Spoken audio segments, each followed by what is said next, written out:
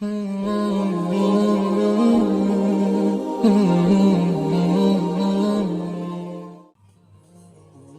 ہے رب جلیل کے بابرکت نام سے جو دلوں کے بھید خوب جانتا ہے۔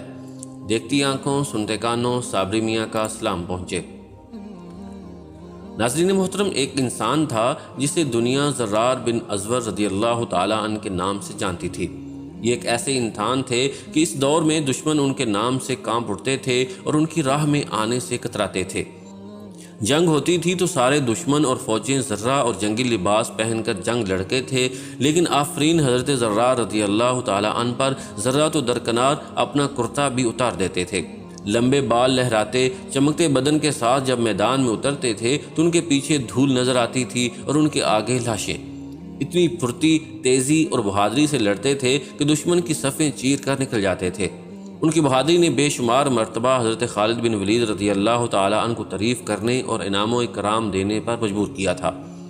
دشمنوں میں وہ ننگے بدن والا کے نام سے مشہور تھے۔ رومیوں کے لاکھوں کی تعداد پر مشتمل لشکر سے جنگ اجنادین جاری تھی۔ حضرت زرار رضی اللہ تعالیٰ عنہ حسب معمول میدان میں اترے اور صف آرا دشمن فوج پر طوفان کی طرح ٹوٹ پڑے۔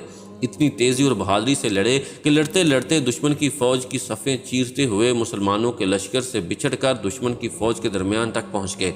دشمن نے انہیں اپنے درمیان دیکھا تو ان کو نرغے میں لے کر بڑی مشکل سے قید کر لیا۔ مسلمانوں تک بھی خبر پہنچ گئی کہ حضرت زرار رضی اللہ تعالیٰ عنہ کو قید کر لیا گیا ہے۔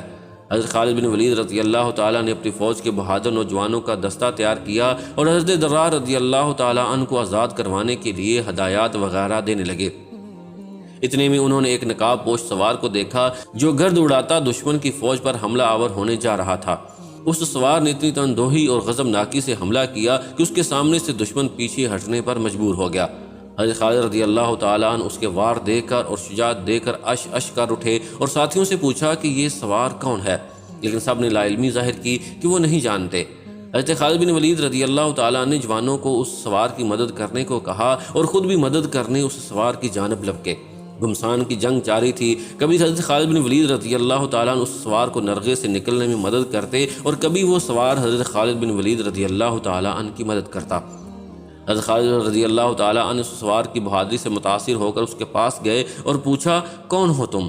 اس سوار نے بجائے جواب دینے کے اپنا رخ موڑا اور دشمنوں پر جارحانہ حملے اور وار کرنے لگا۔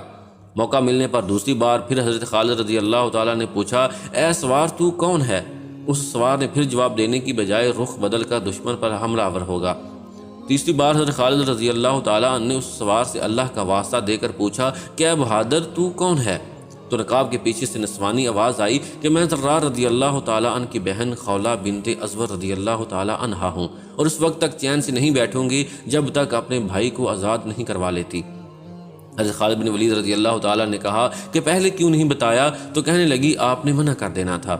حضرت خالد رضی اللہ تعالیٰ نے کہا آپ کو آنے کی کیا ضرورت تھی، ہم تھے آزاد کروانے کے لیے۔ تو حضرت خولہ رضی اللہ تعالیٰ نے جواب دیا کہ جب بھائیوں پر مصیبت آتی ہے تو بہنیں ہی آگے آیا کرتی ہیں۔